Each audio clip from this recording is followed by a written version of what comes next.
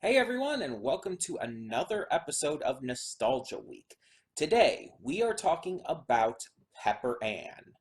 Who's that girl? What's her name? Is she cool? Is she lame? Oh, you're talking about what's her name? Pepper Ann. Is she lame? Is she cool? Is she breaking every rule? Is she anybody's fool? Pepper Ann, Pepper Ann, Pepper Ann, marching in her own parade. Okay, so Pepper Ann is a cartoon series that aired between 1997 and 2000 on ABC. It was a Disney produced series and the first Disney animated series to be created by a woman, Sue Rose specifically. The series was basically about this seventh grade girl named Pepper Ann Pearson who was just going throughout her adolescence trying to, go through the typical teenage things of stuff like zits and crushes and whatnot. The thing that set this apart, though, were the characters for sure. Pepper Ann wasn't your typical girly girl character. She was very quirky and very just unorthodox in her style. She almost had this like cool style to her, but she always thought she was cooler than she actually was. And it gave this interesting dynamic to the series that a lot of other shows didn't have.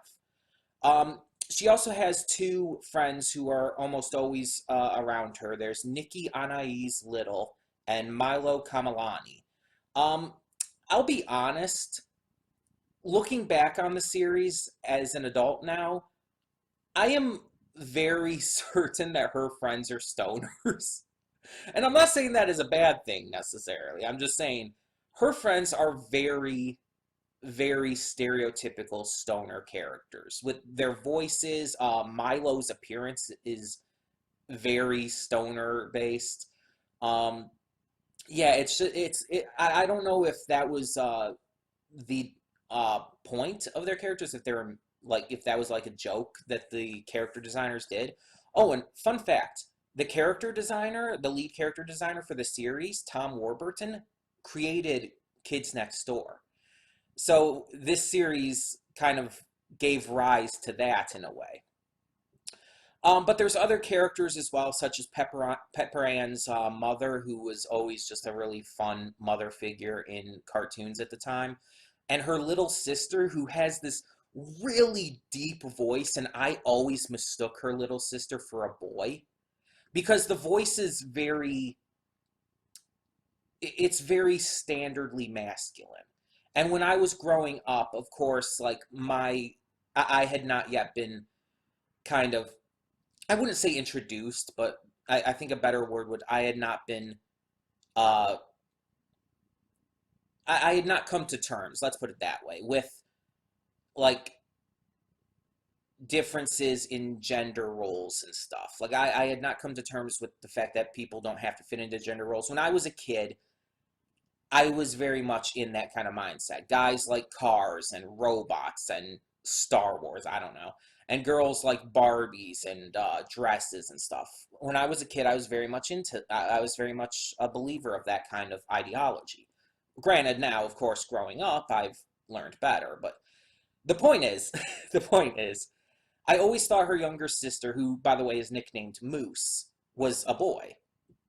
Um, and it's only through rewatching a couple episodes to get ready for this that I found out otherwise.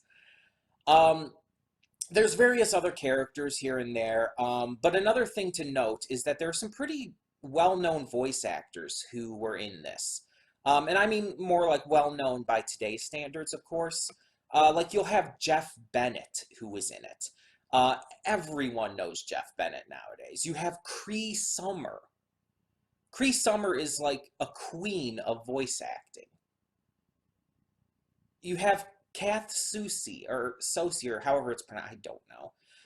The point is, you have some really good VAs in here back before they were as well known as they are now. Um, and I just really thought they did a good job. Now, not the best job necessarily, because, late 90s, 2000s cartoons never had the greatest voice acting, but still, they did good for the time. Definitely helped it stand apart. Now, the series ran for a total of 5 seasons, and it did fairly well from what I remember. Like, no one disliked it, like, from my friend groups or whatnot. But it was never like the big popular show. It was kind of it was almost kind of a niche show, like one of those shows that it's like, okay, it's it's like how do I put it? It's one of those shows that you could almost brag about being into because it wasn't the popular thing to be into. Let's put it that way. But I was one of those who was into it. Now, the cartoon is also based on a comic by Sue Rose. Um, and I've never read any of the comic personally, but I assume it's probably pretty much the same thing since, same creator did both. Um, Now, another thing that I definitely remembered from Pepper Ann was the fact that every episode started off with a Simpsons couch gag kind of thing. You know how in The Simpsons, the couch gag is a recurring thing throughout all the episodes, where it's like each episode it does something different involving the living room couch for the family? Well, in Pepper Ann, at the very end of the opening sequence, she ends up going down, hiding beneath her desk. And while the first few episodes had it that she found $5, like every episode afterwards had her finding something different. And that was kind of the running thing. It's like, what will Pepper Ann find under her desk in this episode, in this episode's opening? It's the same kind of thing as the couch gag, just to a much lesser extent. A very much lesser extent, to be completely fair. Um, but yeah, overall, I really enjoyed Pepper Ann growing up. Looking back on it, again, watching a couple episodes lately to get reacquainted with the series, it's one of those shows that is definitely more a thing from my childhood. It's not something I would be into today.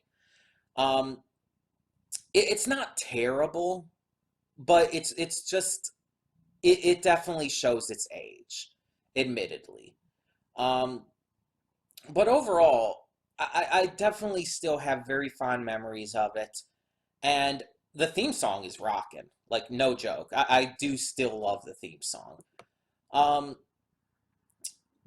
But yeah, that's pretty much all I've got to say regarding Pepper Ann.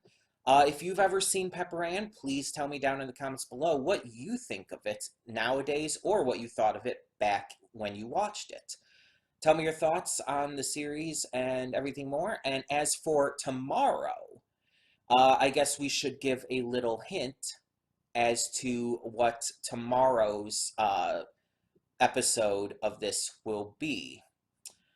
Well, I guess the easiest way to put it is that they'll make you want to scream. They'll make you want to sing.